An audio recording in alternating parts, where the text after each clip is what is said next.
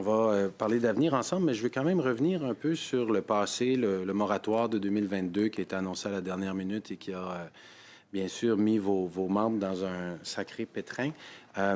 Par la suite, il y a une lettre qui a été envoyée par le président du Comité permanent des pêches océans en février 2023.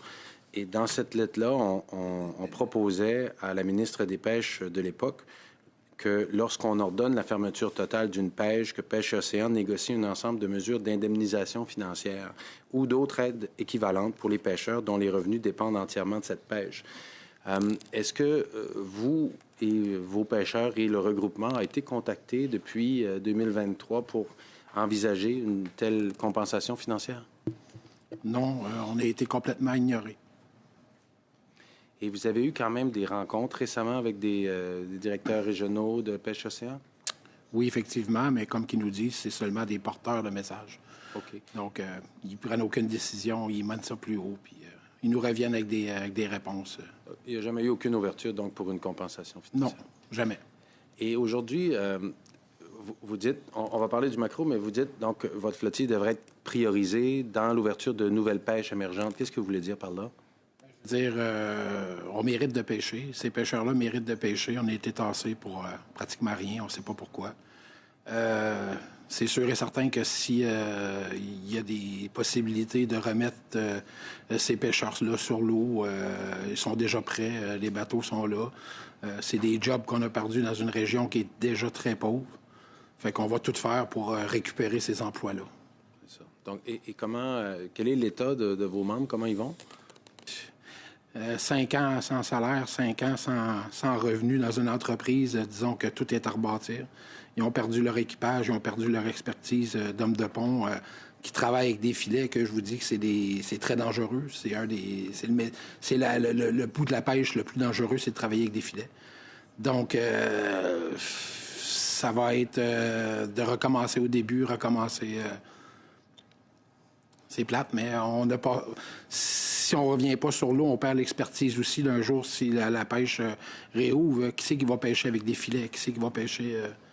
C'est une expertise qui va disparaître là, si on ne retourne pas sur l'eau. Okay. Et une autre proposition que vous faites, c'est donc de faire une réouverture d'une pêche commerciale au maquereau, mais de façon encadrée. Donc, expliquez-nous ce que vous voulez dire. Exactement. Une pêche commerciale ne veut pas dire une pêche avec des grandes quantités. Ça peut être des quantités comme elle n'a pas. La pêche commerciale, c'est seulement qu'elle est structurée déjà. Elle a déjà les appels d'entrée, on a déjà les journaux de bord électroniques, des prises, on a le pesage à quai. Les scientifiques, s'ils veulent avoir des poissons, on leur donne des poissons carrément sur le quai. C'est la seule façon qu'on puisse avoir des données.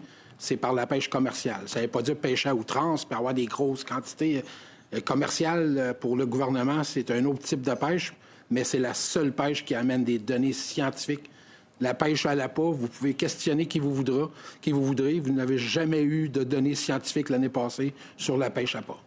L'échantillonnage est vraiment pas bon en partant. Si vous faites des sciences, si vous venez de l'université un peu, si votre échantillonnage au début n'est pas bon, votre étude, n'allez pas plus loin. Votre étude est complètement blasée. Ils l'ont dit tantôt, les études se sont faites dans le milieu de la baie des Chaleurs par 15 pêcheurs pour se faire une image sur de l'Atlantique avec les grands seineurs parce qu'ils ont des observateurs en mer sur leur bateau. Fait qu'ils ont utilisé 2 groupes de pêcheurs, 15 pêcheurs dans la baie des Chaleurs, puis des pêcheurs à Terre-Neuve pour se faire une image. C'est incroyable. C'est hors scientifique. Il n'y a aucun... Pour un travail scientifique comme ça, blasé, vous allez avoir un 0. C'est carrément un 0. C'est même pas un... Et présentement, là, est-ce qu'il y a de vos membres qui font des observations? Oui? Oui, bien, j'ai des membres que j'ai réussi à mettre sur 2 projets pour aller chercher des données, justement, mais ça vient de l'Atlantique. Le Québec a fait aucun projet de recherche. Donc, on passe par le Nouveau-Brunswick parce qu'on avait besoin des pêcheurs au nord du Nouveau-Brunswick. Fait que ça a donné que j'ai pu mettre 2 pêcheurs. Eux, c'est... la quantité est là. Moi, j'ai été sur l'eau tout l'été aussi. M. Collin, qu'est-ce que vous voulez dire, la quantité est là? C'est quoi les données?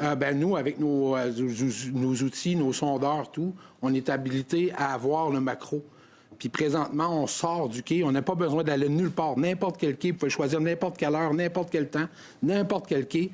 Puis en sortant du quai, on va mettre notre ligne à l'eau puis on va ramasser du poisson, je vous le garantis. Et là, vous dites n'importe quel quai où? Pour moi, qu'est-ce que je connais, c'est le sud de la Gaspésie. C'est de Carleton, disons, jusqu'à Percé. OK. Puis maintenant, on sait qu'il y en a beaucoup sur la Côte-Nord. Puis Bécomo jusqu'à Sept-Îles, on peut parler de 700-800 km de long que les bateaux font sans arrêter, puis le poisson est en dessous d'eux autres. Là. On le voit avec nos sonars, puis ils n'ont jamais fait un test encore sur la Côte-Nord.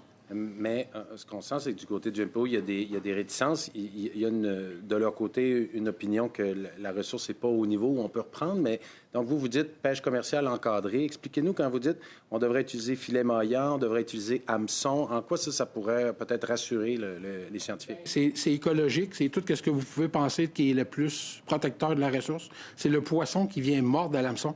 On a déjà les machines, on a déjà les appareils pour pêcher avec ces poissons-là. Les bateaux sont déjà faits en conséquence. Puis c'est le poisson qui vient mordre à l'hameçon. Et non nous qui bloquons le chemin au poisson puis on le prend. C'est sélectif, c'est écologique. Tout ce que vous pouvez... c'est très sélectif. Si on tombe dans un banc, c'est des petits poissons, on arrête carrément les machines, on change de place. Tout est bon. On n'a pas de point négatif là, sur le...